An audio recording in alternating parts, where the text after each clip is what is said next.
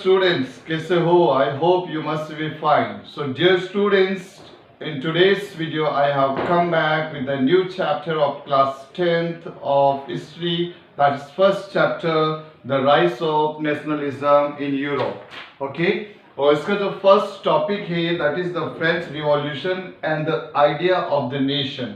इसके बारे में हम डिस्कस करेंगे.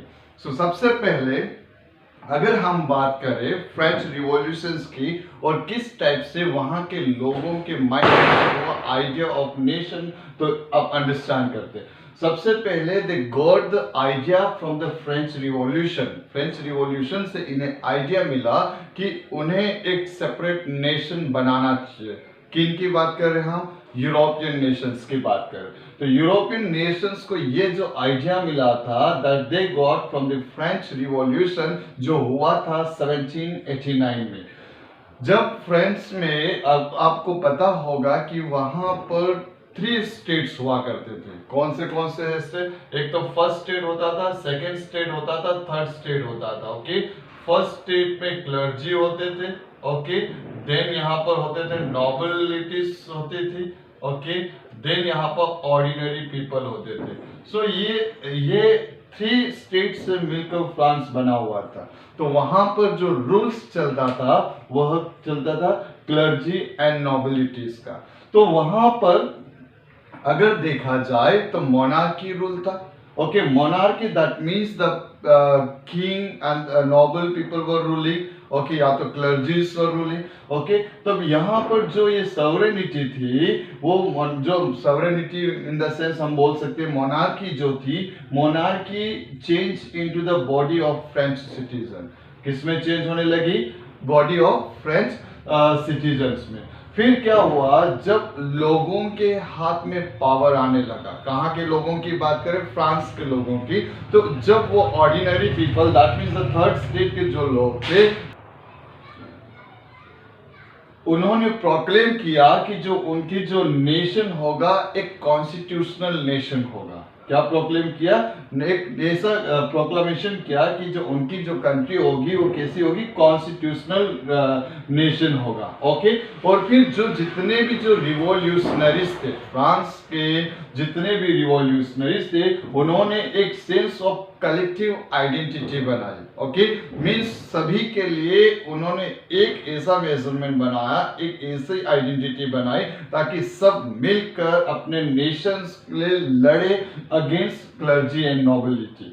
Then they adopted the idea of la पैट्री.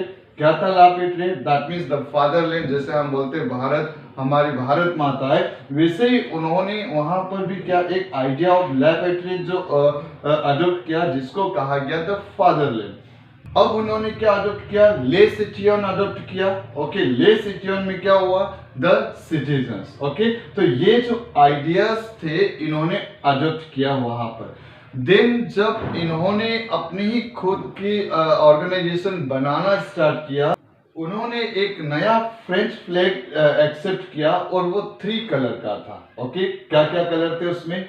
Blue था, व्हाइट था एंड रेड कलर का. तो जो ओल्ड जो फ्लैग था इनका, उस फ्लैग को उन्होंने हटाया और न्यू फ्लैग एक्सेप्ट किया. सो यहां तक की स्टोरी समझ में आ गई होगी कि फ्रांस में क्या था. सबसे पहले यूरोपियन नेशंस थे, उनको फ्रीडम लेने के लिए जो आइडिया मिला था वो कहां से मिला था?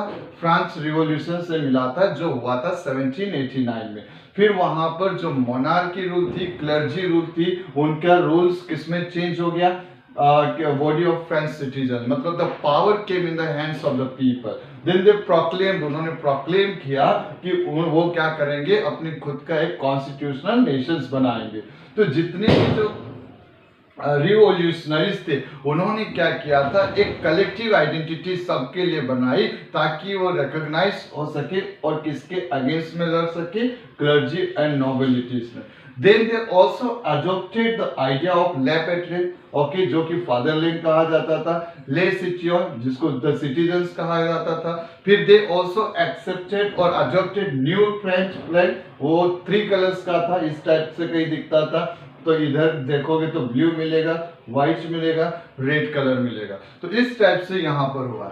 देन फ्रांस में क्या हुआ, जो स्टेट जनरल थी उस स्टेट जनरल का इलेक्शन होता था, लेकिन they were elected by only active citizens. कौन इलेक्ट करता था? Active citizens. आपने शायद 9th क्लास में पढ़ा होगा कि एक्टिव सिटीजन्स और पैसिव सिटीजन्स कौन थे।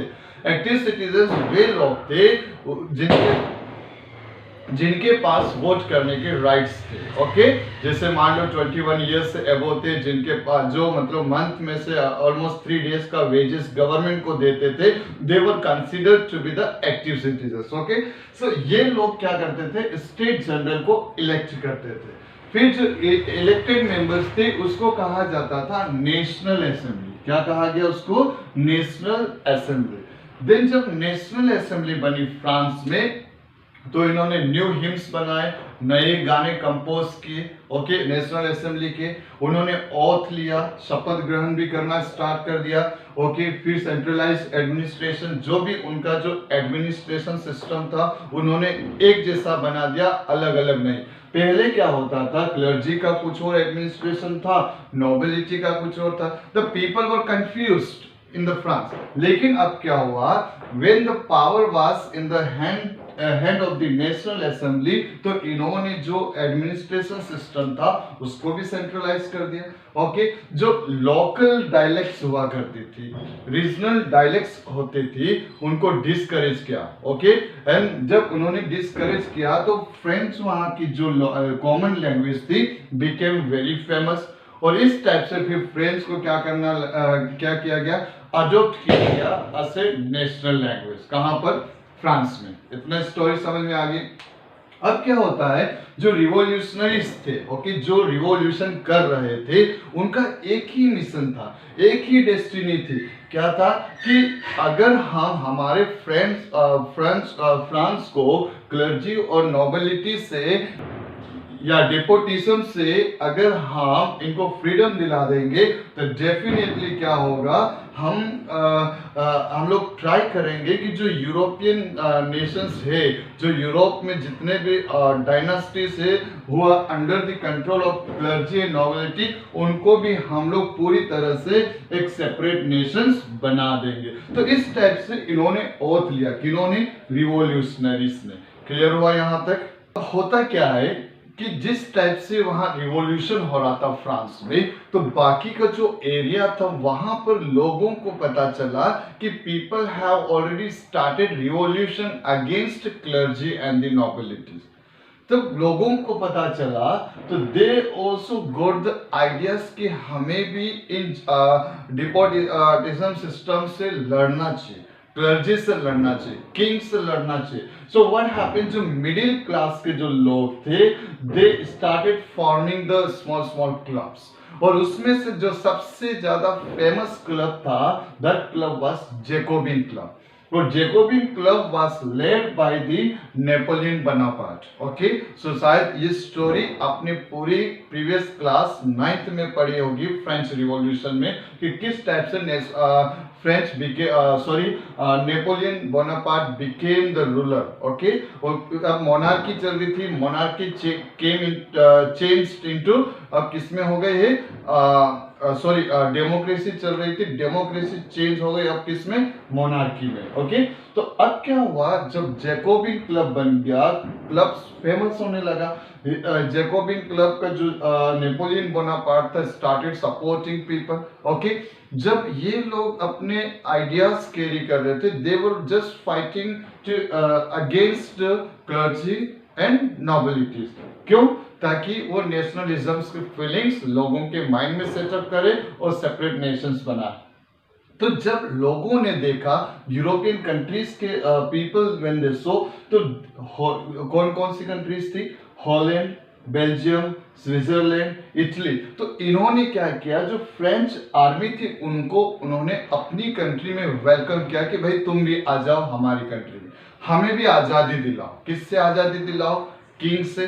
किससे आजादी दिलाओ? नोबिलिटीज से या क्लर्जी से। तो इस टाइप से द फ्रेंच आर्मी जो किसके द्वारा लीड की जा रही थी? नेपोलियन बोनापार्ट के द्वारा। तो उन्होंने उनको वेलकम किया, और वेलकम करने के बाद जब कभी भी वो अपने नेशन से दूसरे नेशंस में जाता था, जैसे हॉलैंड गया, बेल्जियम गया, स्विट्जरलैंड गया, इटली गया, तो वहां पर वो आइडिया ऑफ नेशनलिज्म कैरी किया। मतलब वहां भी उनके माइंड में ये सेटअप किया कि हमें नेशनलिज्म लाना है। और ये किसके द्वारा था? नेपोलियन बोनापार्ट के द्वारा। When he became powerful, जैसे जैसे इन लोगों का सपोर्ट किया तो वो अपने आप में एक क्या था, एक ईगो आने लगा। He became powerful, तो उन्होंने बहुत सारे रिफॉर्म्स किए, बहुत सारे चेंजेस लाए, और उसमें से जो सबसे ज्यादा फेमस चेंज था वो था सिविल कोड 1804। और ये सिविल कोड 1804 क्या है, ये मैं आपको नेक्स्ट वीडियो में आपके साथ में शेयर करूंगा।